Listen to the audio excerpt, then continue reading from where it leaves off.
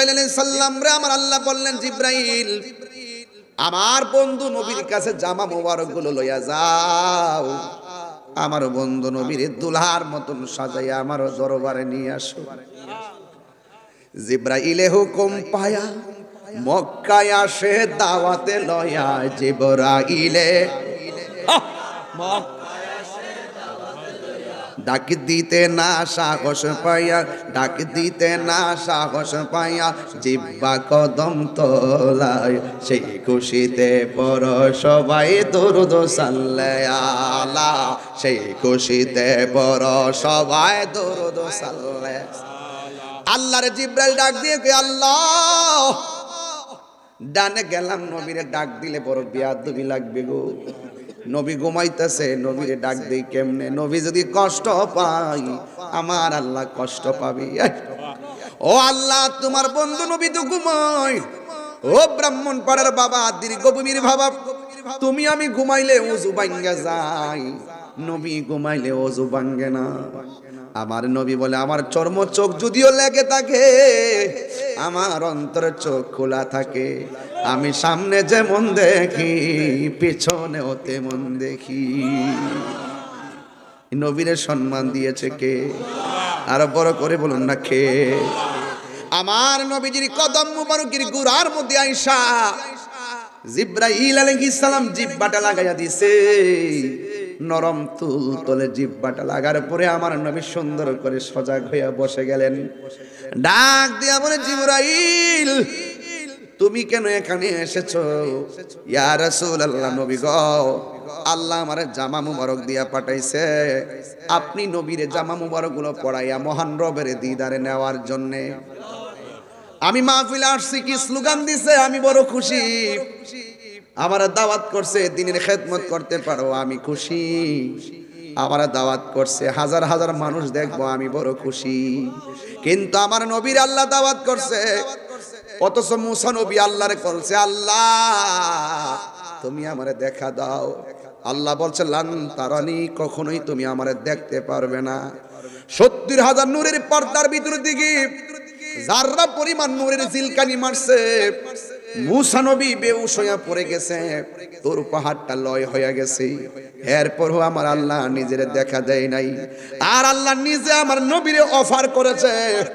নবী আমার জিবরাইলের মুখ থেকে শুই না মুস্কি হাসি না দিয়া চোখের পানি ফালায়া ফালায়া কাঁদতে শুরু।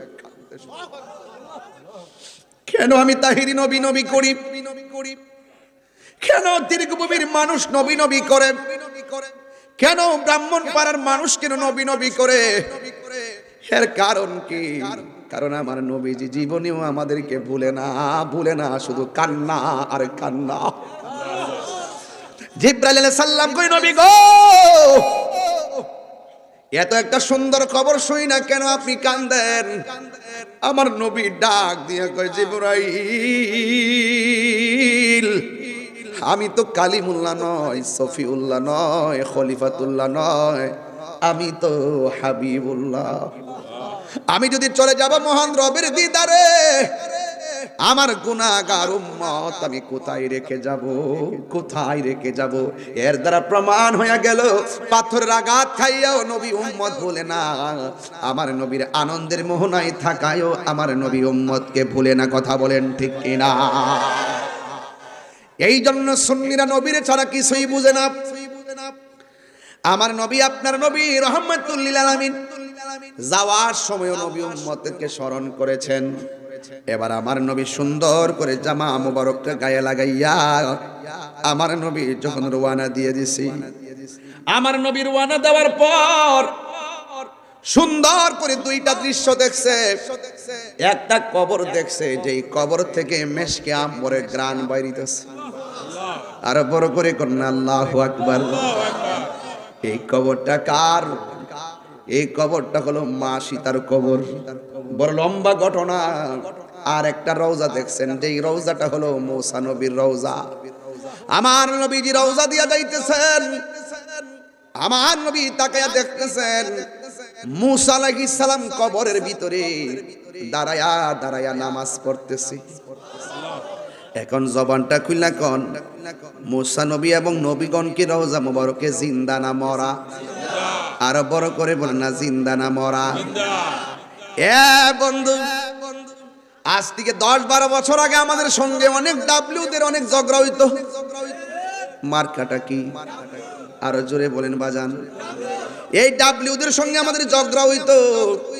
ওরা বলতো নবী নাকি ময়রা ফচ্চা করলাম মাটির সঙ্গে মিশা গেছে গা।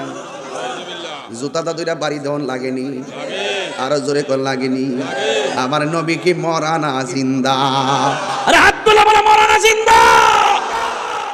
মুসা নবী রওজা মুবারকে শুধু জিন্দা নয়, দাঁড়ায়া দাঁড়ায়া নামাজ পড়ে। আর আমার নবী মরা। নবীরে মরা বললে ঈমান থাকবো? আগে ঈমান ঠিক করেন। নবীরে না মাইনা কপালে যদি দাগও ফালান লাভ হবে? হবে না। এরপরে আমার নবী বলেন আমি তাকায়া দেখছি ওই রাস্তা দিয়া দেখতেছি মুসা নবী দাঁড়ায়া দাঁড়ায়া নামাজ পড়ে। এখন আমি ব্রাহ্মণ পাড়া আশেকদের কাছে প্রশ্ন ছাড়তে চাই, ও যুবকের দল, আমার নবী যে রওনা দিয়েছে রে ভাই, আমার নবীরে আমার আল্লাহ জাকারিয়া নবীর রওজার উপর দিক দিয়ে রোড ম্যাপ বানাই নাই। আমি আজকে আসছি মিরপুর দিয়ে রোড ম্যাপ বানাই আইছি। আর আমি যদি মিরপুর দিয়ে না আইসাব, যদি আমি ক্যান্টনমেন্ট দিয়া যাইয়া চান্দিনা রোড দিয়ে যাইতাম, ব্রাহ্মণপাড়া বিচাইরা পাইতাম নি 10 দিনে? হ্যাঁ, রোড ম্যাপ লাগবো বাবা, রোড ম্যাপ ছাড়া কাম হইতো না। এখন দেখবেন গুগলে কি সুন্দর ম্যাপ চার্জ দিলে একদম সোজা দেখাই দেয়। হ্যাঁ, আমার আল্লাহ জাকারিয়া নবীর রওজার উপর দিক দিয়ে আমার নবীর রুট ম্যাপটা বানাই নাই। ইউসুফ নবী রওজার উপর দিক দিয়ে বানাই নাই। মুসা কালিমুল্লাহ রওজার উপর দিক দিয়ে কেন আমার আল্লাহ নবীর মেরাজের রুট ম্যাপটা বানাইছে? এর একটাই মাত্র কারণ, আমার আল্লাহ মুসা নবীরে দেখাইয়া দিতেছে, ও মুসা রে তাকায়া দেখো না, কালিমুল্লাহ কারে কয়, হাবিবুল্লাহ কারে কয়। আল্লাহু আকবার, আল্লাহু আকবার। নূর নবী যাই দিদারে নিলেন খোদা তাআলা, নূরের নবী যাই দিদারে নিলেন খোদা তাআলা, সেই খুশিতে পড়ো সবাই দরুদ সাল্লাল্লাহ, সেই খুশিতে পড়ো সবাই দরুদ সাল্লাল্লাহ।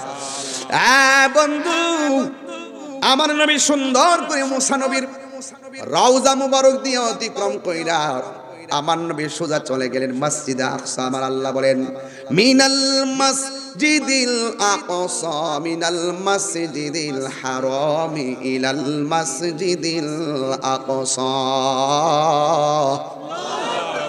মসজিদে হারাম থেকে আমার নবীকে মসজিদে আকসার মধ্যে নবীজিকে নিয়ে গেছে। ওই মসজিদ নাম হলো মসজিদে আকসা। এই মসজিদটা হলো মুসলমানদের প্রথম কিবলা। ওই মসজিদের ভিতরে আমার নবী সুন্দর করে ঢুকেছেন। আমার নবী 2 রাকাত নামাজ পড়ছেন। নবী হলো ইমাম, আর 1,24,000 পয়গাম্বর হলো নবীর পিছনে মুক্তাদি। নবীর সম্মান বাড়াইছে কে? আরো বড় করে বাড়াইছে কে? এবার আমার নবীর একটা উপাধি হলো ইমামুল, আর ইমামুল সকল নবীদের ইমাম। আমার নবী নামাজটা পড়াইলেন।